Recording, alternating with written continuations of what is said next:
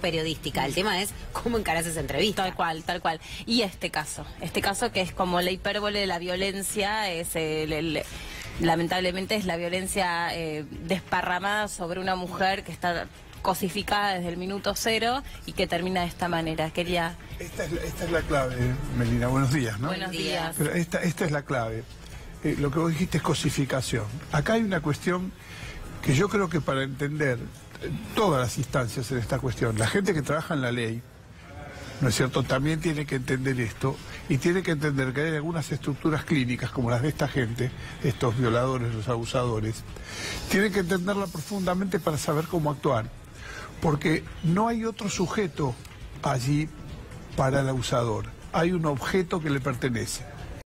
Es decir, lo que determina esta estructura clínica, que el psicoanálisis llama perversión, la psiquiatría lo llama psicópata o sociópata, y que van a confluir sobre sujetos de la misma característica, es que no toma a la otra persona como un sujeto, es decir, como alguien que también tiene derechos, los mismos derechos que lo asisten a él y que tiene una ley que lo restringe.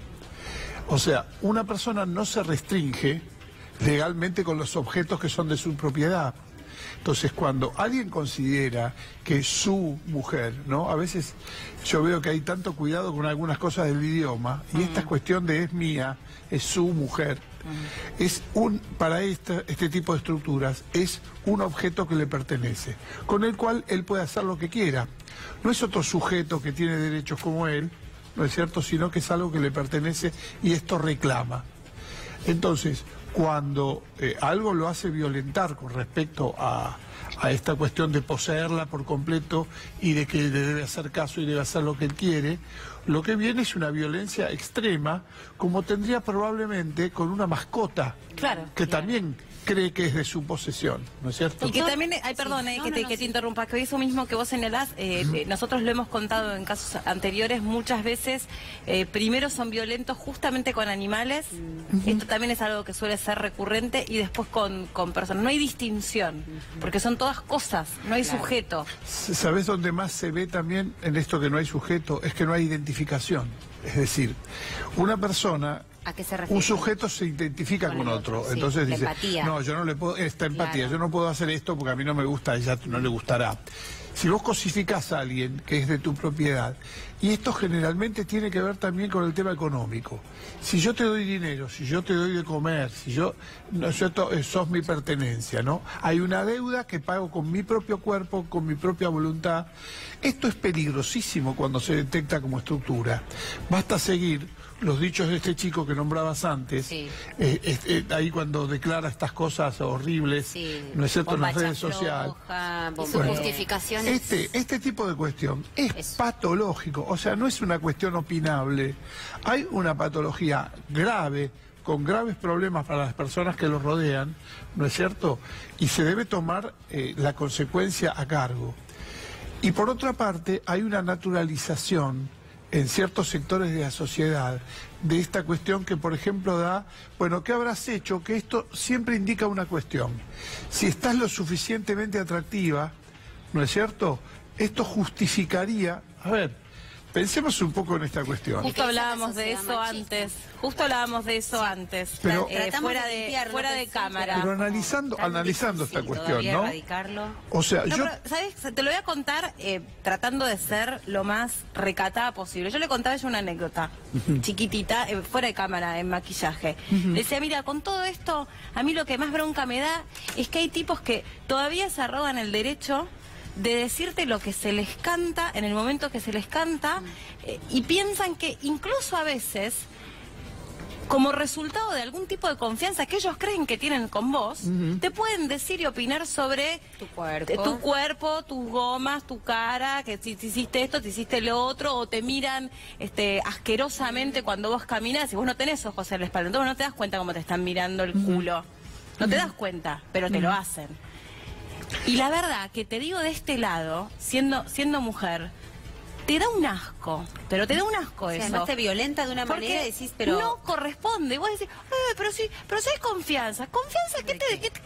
¿Qué confianza de qué? ¿Quién te dio el permiso para que vos Para que digas opines sobre si mis te gustó tetas? tal cosa o no te gustó tal Pero cosa? esta es la de mí? clave, que no, creen que no necesitan permiso. Esta es la clave. Claro. Creen que no necesitan, porque cosifican de tal manera esta cuestión que yo decía antes, ¿no? Si estás atractiva, entonces sí, bueno, está atractiva, mira, lo provocó. ¿Qué significa esto? ¿No es cierto? No hay otro sujeto con los mismos derechos del otro lado. Hay una cosificación, ¿no es cierto?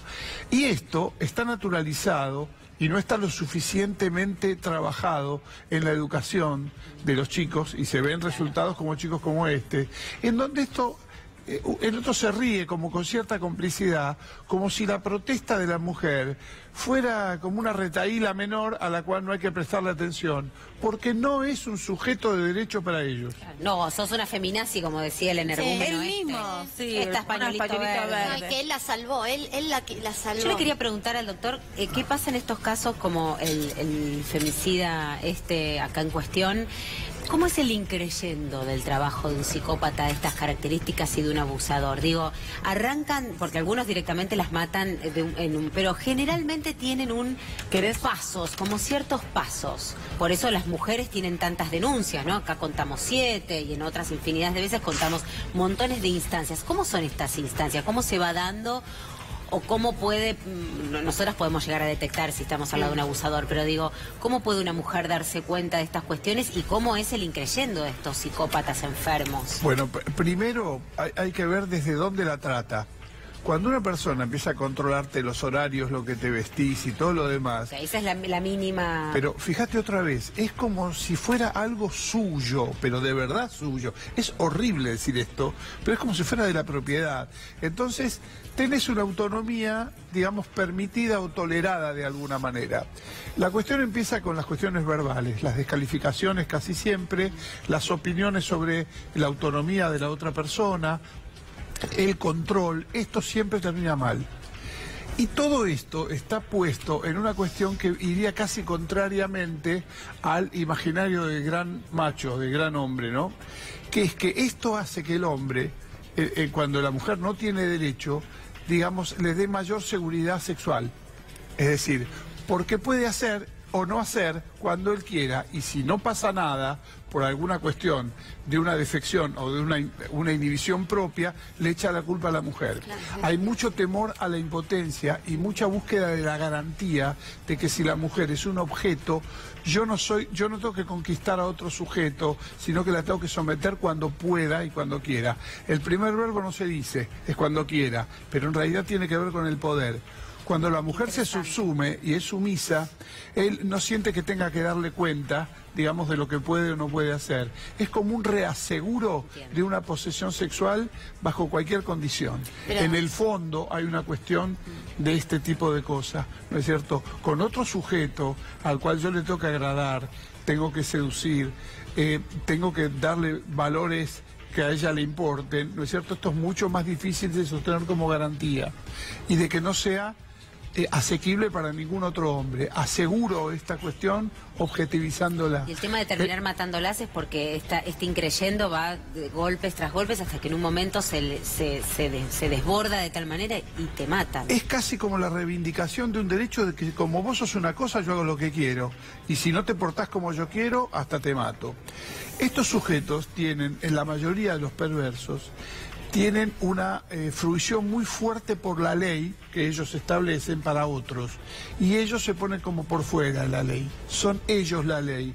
No están sometidos a una ley, sino que ellos dictan la ley en esos ámbitos. Una consulta. Estos sujetos, cuando arrancan con estos episodios, como contaba Ale, en sus inicios de violencia, ¿son tratables, por así decirlo? ¿Pueden modificar sus hábitos?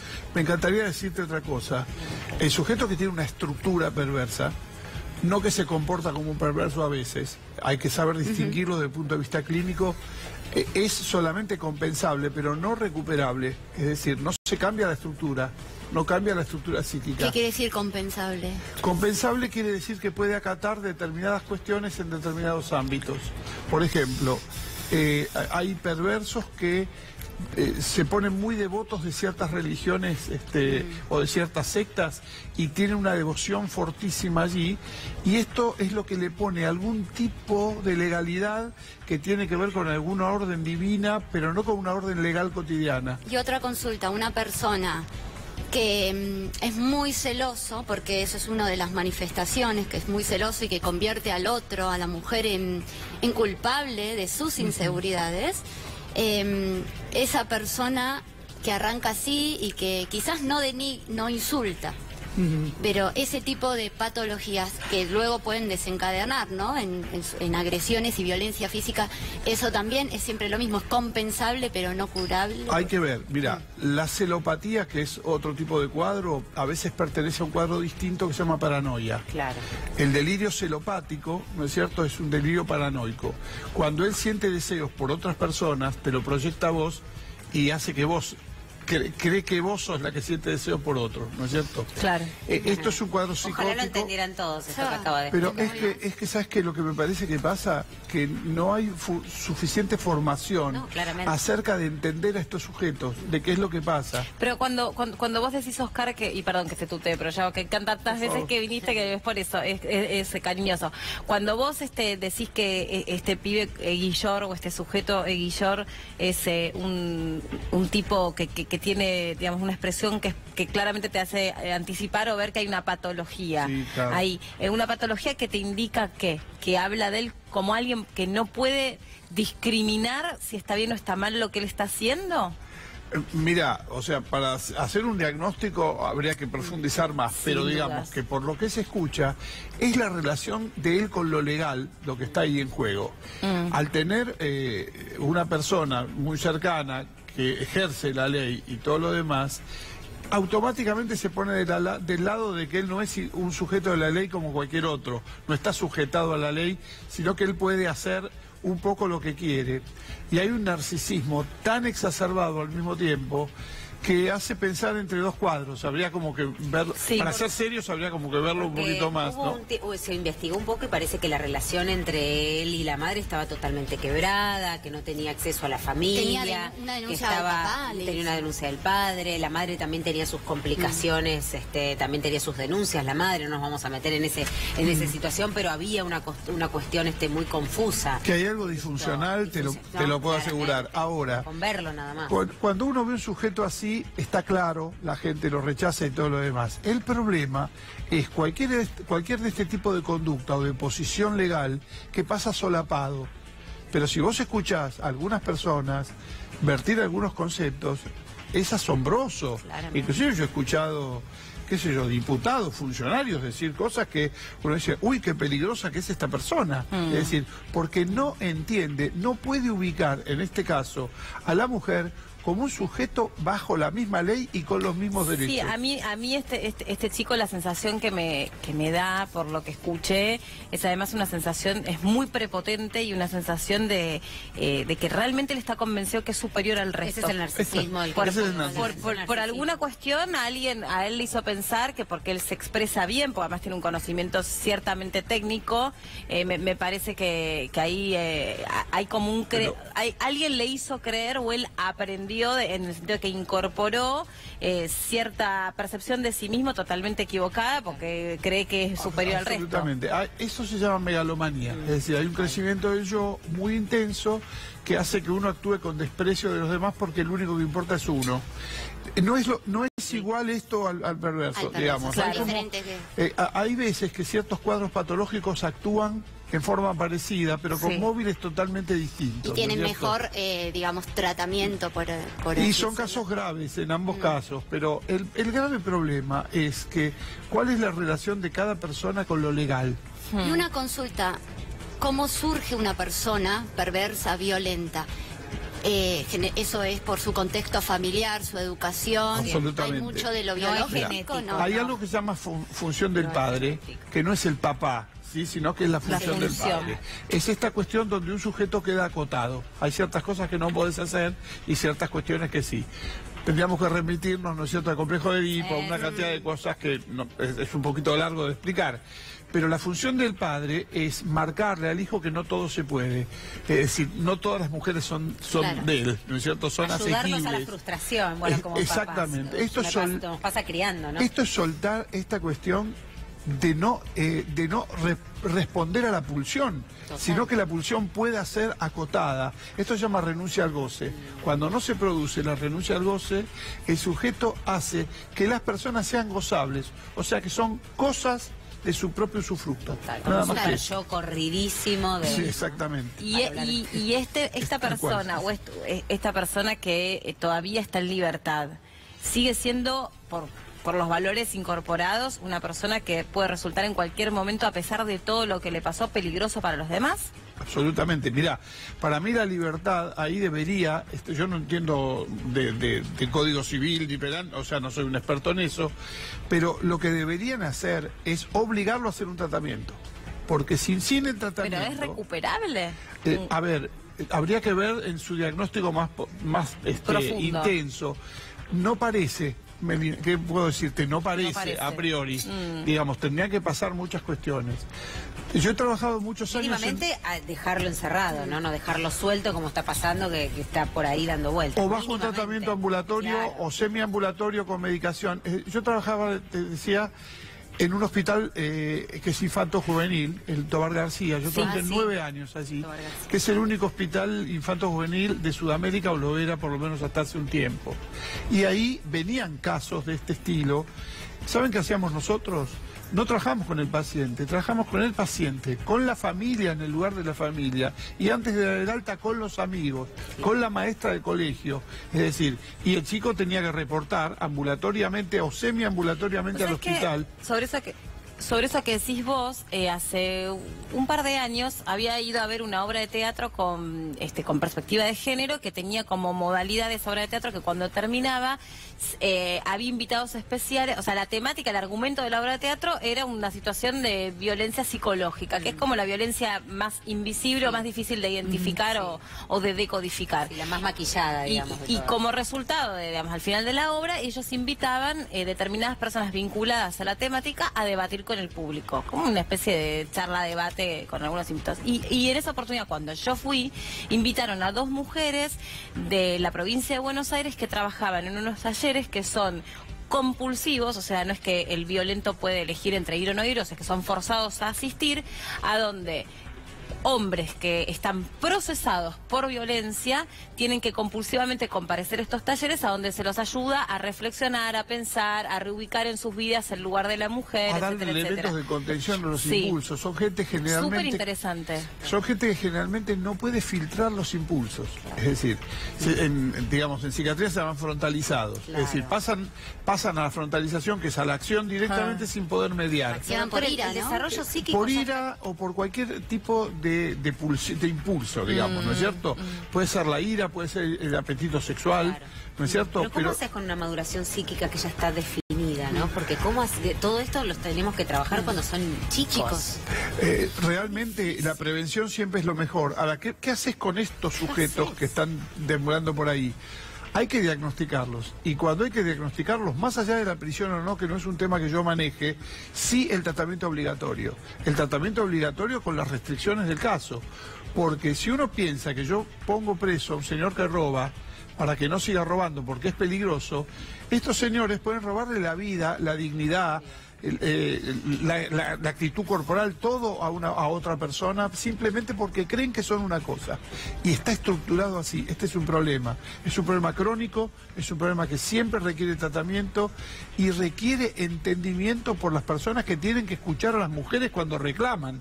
Cuando una mujer va desesperada a un lugar a reclamar y la gente no la escucha, los agentes del Estado que no la escuchan son cómplices directos, deberían ser punibles y casi igual que las personas que están ejerciendo esta actitud directamente.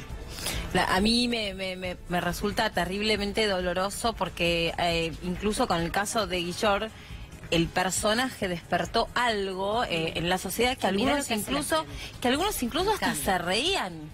Ah, vos decís de la otra versión, porque también está la versión donde lo sacaron de un tren, donde lo sacaron de los lugares del propio públicos, aeropuerto, del aeropuerto. Digo, también está, como decís vos, hubo está esa parte masivos. y está el repudio también. Sí, ¿no? pero también hay Melina, gente a que Barrera sigue... lo aplaudían. Pero Sí, claro, total, pero se sacaban Hay fotos. algo en la sociedad de este tipo de cuestiones. Total, Hay algo en nuestra educación total. que está fallando y es por desconocimiento técnico.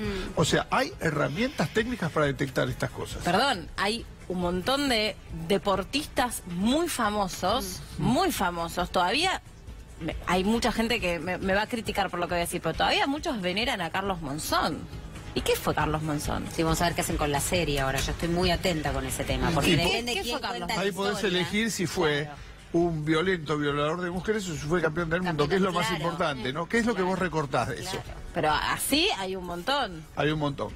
Por eso hay cierto imaginario en la sociedad. Sí, está Cierto- no, acá Mariano Hamilton me dice, no fue preso. Está bien que fue preso, pero mucha gente lo sigue venerando como un ídolo. ¿Y por qué veneramos ciertos ídolos? Bueno, está mal que yo estoy debatiendo con él, que está fuera de cámara y sin micrófono. Pero a mí me preocupa. Hay veces que hay tapas de revistas de deportes, tipos que son detestables. Total. Es que en la educación, el imaginario colectivo sigue manteniendo algunas cuestiones que son claramente patológicas, ¿no es cierto? Que un papá le diga a un chico, bueno, si te provocó, que se joda, está bien, ¿no es cierto? Hay como bolsones de pensamiento que son claramente patológicos y todos tienen que ver. Yo creo que hay que mirar políticamente, no políticamente de acuerdo a la política general, Sí, sino sí. ver cuál es la causa. Y la causa es la cosificación. Si uno no entiende que ahí hay un sujeto con el mismo derecho que uno y que un no es no, ¿no es claro. cierto? Va a No pasar es por no. arriba de eso. Pero todavía estamos años luz, creo yo, en la sociedad. Avanzó un montón, pero por lo que uno ve, como contaba Soy Meli, uno camina por la calle y cómo te ven, te siguen diciendo cosas en el colectivo. Digamos, la sociedad, si no cambia de base, fíjate este chico, o sea, en su familia, todas las fallas que hay, se reproduce. Sí, estamos hablando de un chico de 24, 25 años, es lo que yo Sí. te decía, va a haber que dar una Yo vuelta creo- generacional todavía. Mira, si hay una reacción social Larga. en estos últimos años, yo creo que ha sido la de las mujeres. Sí, total, justo estaba pensando en La eso. verdadera reacción social de la cual Es nuestra. cualquiera podría sentirse orgulloso. Miremos el ejemplo de Lucía Pérez. O sea, abismal, ¿no? Una justicia que está diciendo que ni siquiera fue abusada. Ni siquiera fue bueno. asesinada, no fue Bueno, considerada exactamente. asesinada, como que Para muere que- como Ni siquiera- consecuencia de haber consumido Sí. drogas. Ahora, hay una respuesta social en el colectivo femenino con respecto a esto que hay que escuchar realmente claramente. Ahora, bueno, si vos vas a descalificar ese discurso porque son unas locas que protestan, Ahí va. bueno, no les das el mismo valor a su discurso que al propio. Sí. Y acá está la clave. Pero Bueno, pará. eso que acaba de decir. Pero y también hay muchas mujeres, ya sé que nos quiere la pausa, ya vamos, un segundo. Nos quiero decir apasiona esto. un poquito este tema, Ya, sí. también hay muchas mujeres que son violentísimas con otras mujeres y no les perdonan nada, no les perdonan que sean lindas, no les perdonan que tengan éxito, no les perdonan nada, no les perdonan que cambien de pareja, que se enamoren. ¿Por qué? Porque son mujeres. Y la mujer contra la mujer muchas veces, Muy competitiva. pero muchas veces tiene un nivel de violencia Ahí desarrollada. habría que hablar de un término que Freud acuña hace muchos años, A ver, ¿cuál que es? tiene que se llama envidia, ¿no es cierto? Ah, mira, Pero yo no lo de- acuñaba Freud desde... Mirá. En 1925 hay un artículo que se llama Algunas consecuencias psíquicas de la diferencia sexual anatómica, que muchos deberían leer para entender ciertas cuestiones, ¿no es cierto? Pero aparte hay cosas más sutiles, como que a las mujeres no se las entiende. ¿Cómo no se las entiende? O sea, que haya una lógica que obedezca a conformaciones distintas no significa que hay no una se la lógica ahí y que sí. tenga que escucharse. El problema básicamente es de información y de educación, porque elementos técnicos para entender estas cuestiones Sí, hay. sí, sí, es verdad. Gracias. Oscar, gracias por haber Un venido. beso a ustedes. Muchísimas gracias, un placer escucharte. Gracias a ustedes por estar ahí del otro lado. Hacemos una pausa bien cortita ahora y en un ratito Sheila nos actualiza el estado del tiempo de esta mañana de sábado, que además promete ser un día espectacular, un fin de semana muy pero muy lindo y un montón de otras noticias que tenemos para compartir con vos. Ya venimos.